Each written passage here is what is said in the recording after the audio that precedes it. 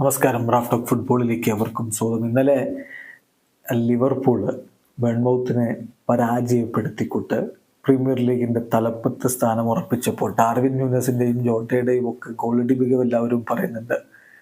എന്നാൽ എടുത്തു പറയേണ്ട ഒരാൾ കൂടിയുണ്ട്. ലിവർപൂളിൻ്റെ മധ്യനിരയിൽ ഇന്നലെ മാജിക്കൽ പെർഫോമൻസ് നടത്തിയ അർജന്റീൻ താരം അലക്സിസ് മാക്കലിസ്റ്റർ.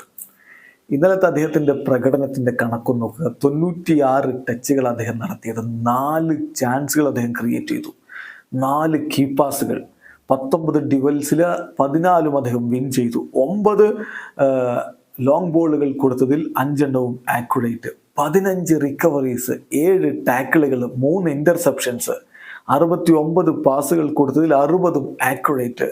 അങ്ങനെ ഏറ്റവും സുന്ദരമായ രൂപത്തിലാണ് അദ്ദേഹം കളിച്ചത്. ഈ കളിയിൽ ഏറ്റവും അധികം ചാൻസ് ക്രിയേറ്റ് ചെയ്ത അദ്ദേഹമാണ്. അതോടൊപ്പം എതിരാളികൾ തടയാൻ വേണ്ടി ശ്രമിച്ച് ഏറ്റവും അധികം തവണ ഫൗൾ ചെയ്യപ്പെട്ട താരവും അദ്ദേഹമാണ് എന്ന കാര്യം ഓർക്കുക.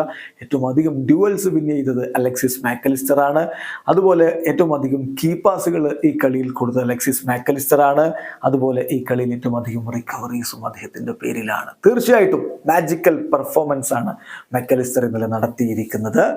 അദ്ദേഹവും എൻസോ ഫെർണാണ്ടസ് ചെൽസിയിൽ മാസ്മരിക പ്രകടനം നടത്തുമ്പോൾ ഇങ്ങ് ലിവർപൂളിൽ മിന്നിക്കത്തുന്നു മാക്കലിസ്റ്റർ. അർജന്റീനയുടെ മധ്യനിര താരങ്ങൾ പൊളിച്ചെടുക്കുകയാണ്. വീഡിയോ അവസാനിക്കുന്ന ഫുട്ബോൾ ലോകത്തെ കൂടുതൽ വിശേഷങ്ങളുമായി റാഫ് ടോക്സ് വീണ്ടും എത്താം.